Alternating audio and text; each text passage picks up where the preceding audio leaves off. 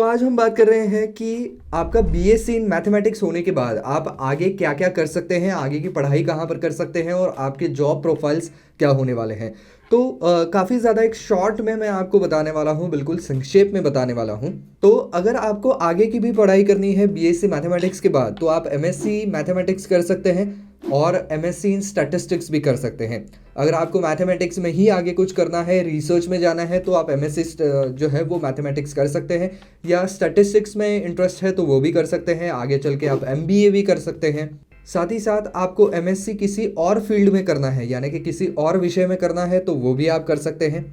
आप सीए की भी प्रिपरेशन कर सकते हैं। और साथ ही साथ अगर आपको कंप्यूटर्स में इंटरेस्ट है तो आप एमसीए के लिए भी जा सकते हैं। मास्टर्स इन कंप्यूटर एप्लीकेशंस जो है वो आप कर सकते हैं और आगे चल कर के आईटी फील्ड में भी जा सकते हैं। अगर आपकी वैसी मंशा है तो ये बिल्कुल मुमकिन है कि आप बीएससी मैथमेटिक्स करने के बाद भी एमसीए के लिए जा सकते हैं। सीए के लिए आप जा सकते हैं, लेकिन सीए का कोर्स जो है मैं आपको बता दूं काफ़ी ज़्यादा हार्ड कोर्सेस में से एक होता है, जिसके लिए थोड़ा बहुत वक्त लग सकता है। तो अगर आप उतना वक्त दे सकते हैं और आपकी उतनी पढ़ाई करने की अगर मंशा है तो आप सीए के लिए भी प्रिपरेशन कर सकते हैं। अब जॉब्स की बात करते हैं कि यदि आपको अगर बीएससी मैथमेटिक्स करने के बाद आगे जॉब ही करना है, आगे की पढ़ाई नहीं करनी है, तो सबसे पहला आपके लिए जॉब आता है मैथमेटिशियन का। तो अगर आपको मैथमेटिक्स से रिलेटेड कुछ रिसर्च वगैरह करना है तो आप उसमें जा सकते हैं, या लेक्चरर भी आप बन सकते हैं कॉलेज के अंदर। हालांकि अगर आपको कॉलेज में एज ए लेक्चरर के तौर पर काम करना है तो कुछ कॉलेजेस यहाँ पर जो है वो सेटनेट की भी डिमांड रखते हैं कि आपकी सेटनेट की एग्ज़ामिनेशन जो है वो पूरी होनी चाहिए, या और कोई अगर एग्ज़ामिनेशन उनकी है तो वो आपकी क्लियर्ड होनी चाहिए, तभी आप लेक्चरर के तौर पर काम कर सकते हैं। साथ ही साथ आप डेटा एनालिस्ट के तौर पर भी जा सकते हैं। डेटा एनालिसिस की आजकल बहुत ही ज़्यादा डिमांड है, क्योंकि ये मैथमेटिकल नंबर्स जो है वो बहुत सी फील्ड्स में काम आते हैं। आगे के ट्रेंड्स को प्रेडिक्ट करने के लिए, या उनका प्रोडक्ट कैसे मार्केट में परफॉर्म कर रहा है, ये सब कुछ यहाँ पर मेजर करने के लिए आजकल डेटा साइंटिस्ट या डेटा एनालिस्ट की बहुत ज़्यादा डिमांड है।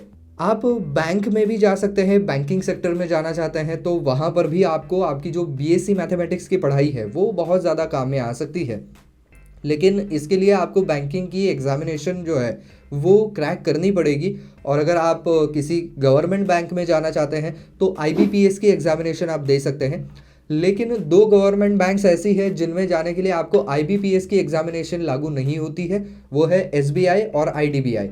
तो अगर आपको एसबीआई में जाना है तो उसके लिए भी आप अप्लाई कर सकते हैं। उनकी अपनी एक रिटन टेस्ट होती है, इंटरव्यू होता है और उसके बाद आपका सिलेक्शन होता है।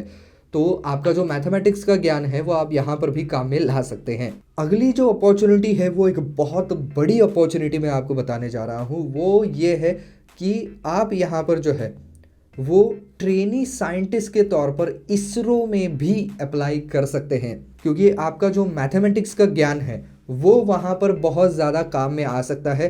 क्योंकि बहुत सारी चीज़ों के आपको कैलकुलेशंस करने पड़ते हैं।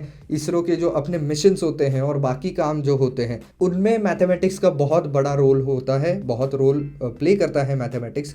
तो इसके लिए आप ट्रेनी साइंटिस्ट के तौर पर भी अप्लाई कर सकते हैं। हाँ, लेकिन इसके लिए जो है वो आपके मार्क्स वगैरह सब कुछ ही देखे जाते हैं, आपके स्किल्स देखे जाते हैं। आप अगर बहुत ज़्यादा शार्प एंड ब्राइट है तो आपको इसरो में ज़रूर मौका मिल सकता है। इसके अलावा मार्केट रिसर्चर के तौर पर आप काम कर सकते हैं। मार्केट रिसर्चर का काम यही होता है कि मार्केट में जो ट्रेंड चल रहे हैं या कंपनी का प्रोडक्ट जो चल रहा है उसके कॉम्पिटिटर्स किस तरीके से परफॉर्म कर रहे हैं, उनका खुद का प्रोडक्ट किस तरीके से परफॉर्म कर रहा है, और बाकी आने वाले समय में जो है वो कितनी डिमांड बढ़ सकती है या कितनी डिमांड घट सकती है, इसका अनुमान लगाना भी इनका काम होता है। अगर आपको एक्चुरियल साइंस में इंटरेस्ट है तो आप एज अ एक्चुरिस्ट के तौर पर भी काम कर सकते हैं।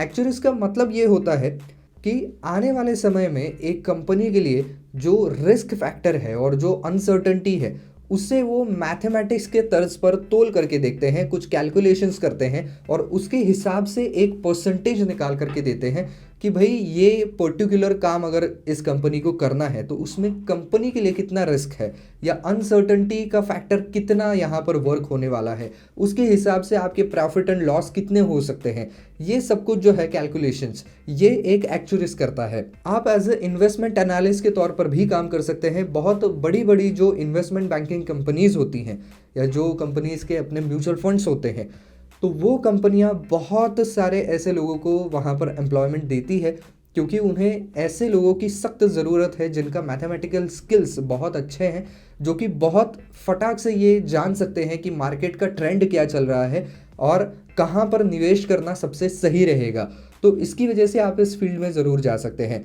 और बाकी आपके लिए जो है वो इंडियन आर्मी, नेवी और एयरफोर्स, ये तीनों एवेन्यूज़ भी खुले रहते हैं। तो इंडियन आर्मी, नेवी और एयरफोर्स के अंदर मैथमेटिक्स से रिलेटेड जो भी पोस्ट हैं उनके लिए आप अप्लीकेशन कर सकते हैं। इसके लिए आपको जो है वो तीनों ही दलों के जो ऑफिशियल वेबसाइट्स हैं उनके ऊपर ज़रूर ध्यान रखना चाहिए, और जो पेपर के अंदर न्यूज़ आती है या इनकी ऐड आती है इसकी तरफ भी ज़्यादा ध्यान रखना चाहिए।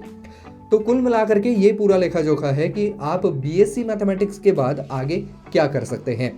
तो अगर वीडियो पसंद आया है तो लाइक ज़रूर कर दीजिए, और अगर मेरा ये वीडियो आपके काम आया है ना तो थोड़ी सी मदद मेरी भी कर दीजिए, इस चैनल को सब्सक्राइब ज़रूर कर दीजिए।